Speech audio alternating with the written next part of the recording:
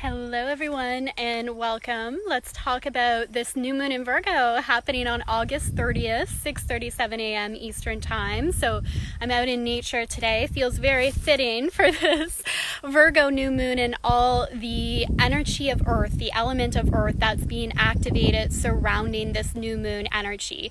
Not that I'm not always out in nature anyway. Hi Melissa, how are you? Hi Jenny, say hi as you jump on. So the last week here, it felt like fall was setting in. We had like a lot of fog, even some rain, and it just like I felt like that cooler weather. Today I woke up and it was so hot, so sunny, and I just had to get outside. So I'm just tucked away by one of my favorite park by a tree. So I'm literally like earthing and grounding as I do this video. So just to share a little bit about the new moon energy before I share more specifics on like the cosmic energy that's coming in around the new moon. So anytime there's a new moon, the sun and moon are conjunct, and that's what makes it a new moon. And that's also why we don't really see the new moon. It's the beginning of a new cycle, a new phase, and it's where we are called to really go inward, where we're called to reflect and be more internal, where we plant our seeds for what we desire to manifest and create over the new moon cycle. So the energy that the moon is in, the zodiac sign that is in, changes what's happening in the cosmos and what we are experiencing at that time, and can even help guide us in the intentions that we set. But any new moon offers that energetic reset, a new beginning, and a time to set intention. So definitely share with me, what are you manifesting? What are you creating in this new moon energy? As always, I will hold that space for you. There is power in owning it and claiming it and getting it from your head out into the world, whether it's on paper or even better, you're sharing it here in a loving space where I can also put positive energy toward it for you. Hi Yvette, hi Sarah, hi Jen, thank you for sharing, beautiful. So much positive energy surrounding this new moon. It is also the closest to Earth this year. And the moon really governs over our emotions. So when it's so close to Earth, we are really going to be feeling it. And Virgo energy, right now we have the sun in Virgo, we have the moon in Virgo. At the time of the new moon, we're also going to have Mercury there, we have Mars there, and we have Venus there. So basically there's a lot of energy right now focused on Virgo, and in astrology, Virgo rules over the 6th house. So the way astrology works is there's different houses that govern over the different areas of our life, and each sign of the zodiac rules over one of those houses. So if you know your chart, you can take a look and see where 6 degrees of Virgo is falling in your chart, and that is where this new moon is going to be happening. And that can give you deeper insight into where this energy of a new beginning is happening for you, and even more details around some of the themes that may be coming through surrounding the new moon for you. Yvette, new soul connections for my business. Beautiful. Holding loving space for you. And Jen, divine union between me and myself, as well as my physical reality. True love. That's so beautiful. Holding space for you. I love that. And Virgo energy, so ruling over the 6th house, this is all about our daily routine and our work life. And Virgo is also one of the healing energies of the zodiac. So it's opposite the sign of Pisces. So we're working on this Virgo-Pisces axis. And with Pisces, we really see this transcendence energy. It's where we are reminded of who we are on a soul level, who we are at a spiritual level. Virgo grounds it all out in a very practical way. So Virgo energy is more about physical healing. It's about using our soul gifts to make a difference in the world in very practical, tangible ways. And it has the purest of intentions to be of service. And there's also this sense of duty to be of service that we see with Virgo. So I wrote a post about this as well, and I actually had a lot of people reach out and say how it resonated with them. And I'm so glad that it did, because it's been part of my journey as well, where when we are feeling burnt out in our life, it's when we are giving more than we are allowing ourselves to receive. And that can be some of the shadow side of this Virgo energy, is we're giving out, we want to care for others, we want to help, we're giving out energy in the world, but if we're not allowing ourselves to be replenished, if we're not filling our cup, if we're not allowing ourselves to receive, that's when we get burnt out. So we really want to be aware of this at this time, and knowing this is so key for healers, light workers, spiritual entrepreneurs, as we share our gifts with the world and we offer healing to other people, that we recognize that the force of healing is a force that flows through us. It's like and let me know if you resonate with that, if you do healing and energy work. Like, it doesn't even feel like it's coming from us, and it's not. We are this open channel for having healing come through. So basically, we want to be sure that we're keeping that channel open and we are allowing that healing energy of love to replenish us so we have more to give. We really want to be aware of that around Virgo season. Now, Virgo also, this new moon is really shining a spotlight on our daily routine, our work life. And it is those decisions that we make consistently on a daily basis that really shape our experience, right? It's like the memories we have are based on those daily experiences of our routine, the results we're creating in our life. It really comes down to those actions we're taking on a consistent basis. And this energy, this cosmic energy that's coming through right now can help us really hone in on the details and take a closer look at what is working for me, what is working well, and what's a little change I could make that could make a world of difference in the results that I'm getting. And sometimes it's not even sometimes it's not even a change in the action we're taking, it's a change in the energy behind it. So just to give an example of this, for years now, I've said this morning prayer when I woke up. I don't even know where I initially heard it. I think I had this sense I was a kid. I used to be very much into religion. Obviously, I'm still very connected spiritually and connected to God, and it's altered basically throughout my life. But maybe this was taken from a prayer book as a kid. And it says, I'm grateful for this blessing of a new day. May every thought, word, and action come from a space of love. And this has been so ingrained with me that I've automatically said it every morning when I wake up. I still do, but it's kind of gotten to the point where it's almost like robotic in nature. I'll just repeat it, but I'm not necessarily fully feeling energetically into the power of that. So that's one of the things I've committed to doing, is just being more energetically present with saying that prayer each morning, actually feeling it. And the same for my meditation practice, to not just have it be something I do because it's meditation time, but actually feel into what is it that I'm needing from my meditation right now. Can I be fully present in that? And it is those little changes that will make a bigger shift in our life. They add up to a big difference when we're able to be fully present and we're able to be honest with ourselves about what is working in our life. And Virgo very much is I want to talk more about this too, because it's so practical, all this earth energy, it's so practical. And that's why I titled this it's time to get to work. It's time to stop the daydreaming, stop talking about our goals, and actually start living them, actually start taking practical action steps to make them a reality. So I want to look at that. But there was another thing that was coming through that I wanted to share as well, around Virgo being very much related to our physical health. So really taking a look at how you are feeling physically, how your body is talking to you. Our body has such a wisdom of its own that we can tune into to really feel what we are needing in our life. So if you've been wanting to do a detox, a change in your diet, a change to your exercise routine, any of that stuff, it's a really good time for it in Virgo season, because it is that time to take some of those practical action steps. All right, say hi if you're jumping in now. Share with me your new moon intentions. What are you creating? I'm gonna see if I can turn a little bit. I'm literally leaning against this beautiful tree, but look at the view behind me too. It's so pretty in this park.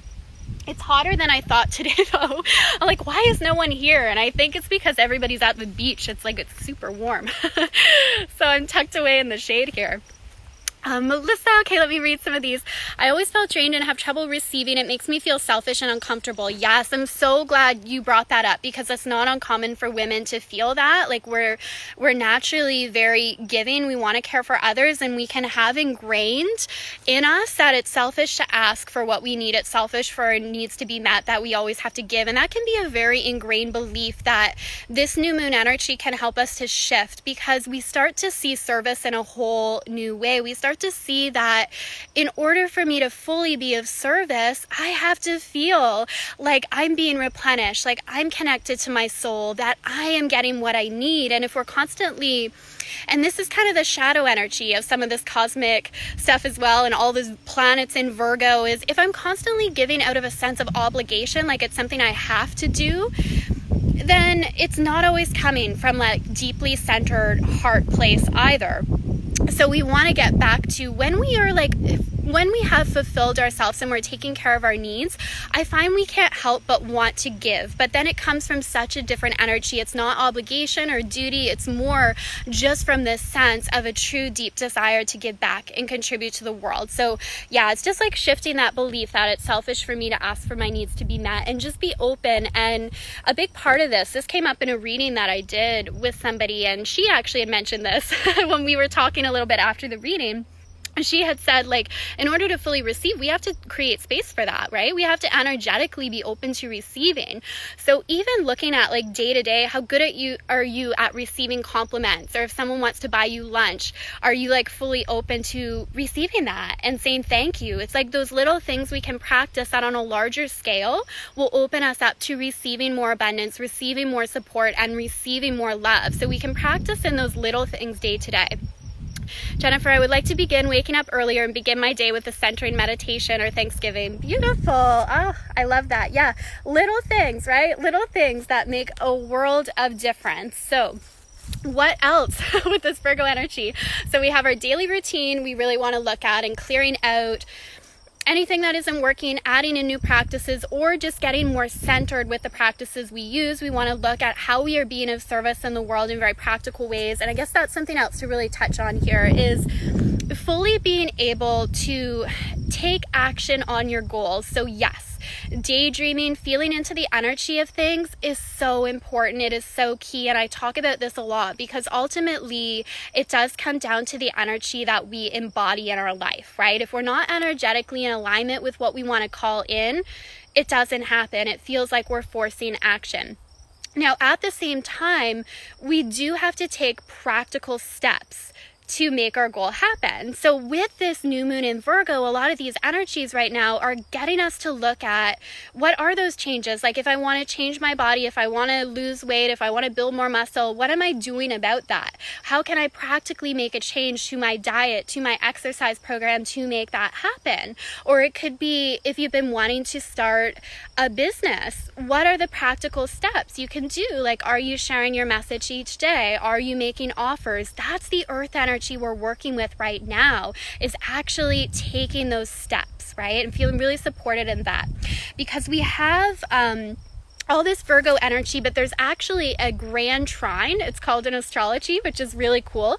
So it's this activation between each of the earth elements. So Virgo is trining over to Uranus and Taurus, and that's forming a loose trine over to Pluto and Saturn in Capricorn. So these are the earth signs of the zodiac. And the earth element is about stability. It is about centeredness. It is about getting really grounded, and it is about getting to work and taking those action steps.